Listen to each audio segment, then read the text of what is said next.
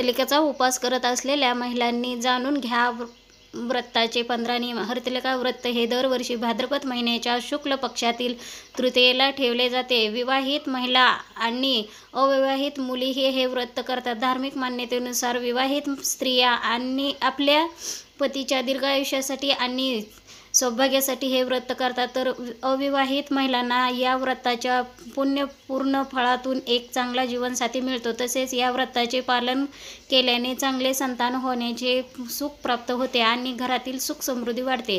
पौराणिक कथेनुसार हरतालिका हरत आणि अलिका अशा 2 शब्दांनी मिळून बनलेला शब्द आहे. हरत म्हणजे अपहरण आणि अलिकाचा अर्थ मैत्रीण असा होतो. असे मानले जाते की पार्वती मातेचे अपहरण करून त्यांना एका गुहेत लपवण्यात आले आणि तेथेच माता पार्वतीने भगवान शिवप्रभूंना प्राप्त करण्यासाठी हे व्रत करून तपश्चर्या केली. हरतालिका उपवासाचे महत्त्वपूर्ण 10 नियम. एकदा हरतालिका व्रत पाळायला सुरुवात केली की ते आयुष्यभर पाळावे लागतात. तुम्ही आजारी पडल्यास तुमचा नवरा किंवा दुसरी स्त्री तुमच्या जागी हे व्रत करू शकते. 2. हरतालिका व्रत निर्जल करतात. कठोर नियम पालन करूने या दिवशी पाणीही ग्रहण करत नाही. एकदा हे व्रत धरल्यावर व्रत सोडता येत नाही. दरवर्षी विधीपूर्वक व्रत करण्याचा नियम आहे. 3. हरतालिकेच्या उपवासाचा त्रास होऊ नये म्हणून तुम्ही व्रतादिवशी पपई, सफरचंद, डाळिंब, पेरू किंवा केळी इत्यादीचे सेवन करू नारळ पाणी, लिंबू पाणी, हंगामी रस, डाळिंबाचा रस आणि उपवासात प्यायला जाणाऱ्या इतर द्रव्याचे सेवन करू शकता. बदाम, अक्रोड, पिस्ता, काजू आणि मनुका यासारखे काही ड्रायफ्रूटचे सेवन देखील करू शकता, ज्यामुळे उपवासाचा तुमच्या तब्येतीला त्रास होणार नाही आणि आरोग्य चांगले राहील. हरतालिकेच्या व्रताची सुरुवात शंकर पार्वतीच्या वाळूची मूर्ती तयार करून स्थापना करावी. शिवपार्वतीचे पूजनासाठी लागणारे सर्व साहित्य वापरून यथाविधी मनोभावाने पूजा करावी. तसेच हरतालिकेची कथा ऐकावी किंवा वाचावी.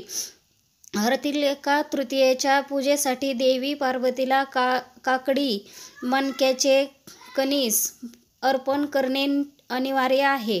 हरतालिका पूजन परंपरेनुसार सकाळी तसेच प्रदोष काळात केले जाते. महिलांनी रात्रभर जागरण करून भजन कीर्तन करावे आणि प्रहारानुसार वाळूच्या शिवलिंगाची पूजा करावी. दुसऱ्या दिवशी देवीच्या पूजा आरतीचा उपवास काकडीने मोडला जातो. उपवास करताना हरतालिका व्रत कथा ऐकणे महत्त्वाचे आहे, अन्यथा उपवास अपूर्ण समजला जातो. हा 16 शृंगाराचा असा उत्सव असतो. या दिवशी महिलांनी 16 शृंगार करूनच शिवपार्वतीची पूजा करावी. यामुळे भगवान शिव आणि माता पार्वती प्रसन्न होतात आणि आपल्या सर्व मनोकामना पूर्ण करतात. श्री स्वामी समर्थ.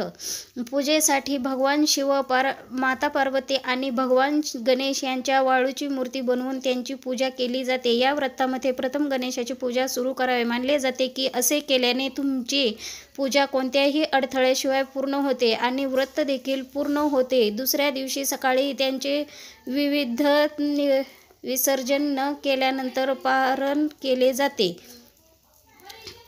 पूजेच्या वेळी सवाष्णीच्या सर्व वस्तू देवी पार्वतीला अर्पण केल्या जातात. याशिवाय हरतालिका उपवासाच्या दिवशी काळे कपडे घालणे टाळावे. शिवाय उपवासाच्या दिवशी झोपू नये. हरतालिकेचा उपवास त्याच दिवशी सोडला जात नाही. मान्यतेनुसार हा उपवास 24 तासांसाठी ठेवला जातो. धार्मिक मान्यतेनुसार एकदा हरतालिका व्रताचा संकल्प घेतला तर ते मध्येच सोडता येत नाही. हे व्रत आयुष्यभर पाळावे लागते. परंतु काही कारणास्तव तुम्हाला हे व्रत करता येत नसेल तर त्याचे उद्यापन करून हे व्रत कुटुंबातील दुसऱ्या स्त्रीकडे सोपवावे.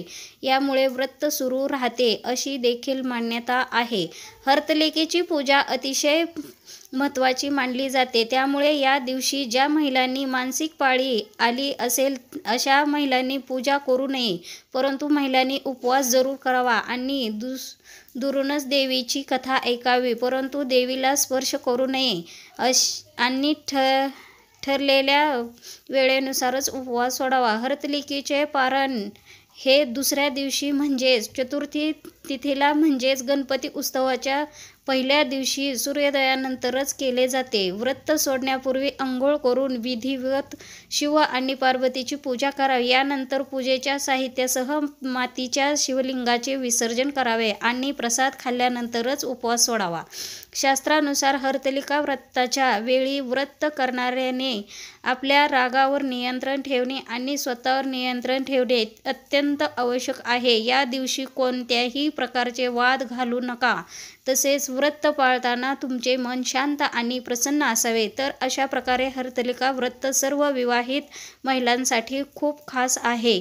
प्रत्येक विवाहित स्त्री पतीच्या दीर्घायुष्यासाठी पाळते आणि त्यांच्या वैवाहिक जीवनात आनंदाची कामना करते. या दिवशी देवी पार्वती आणि शिव यांची पूजा केल्याने अखंड सौभाग्य आशीर्वाद प्राप्त होतो.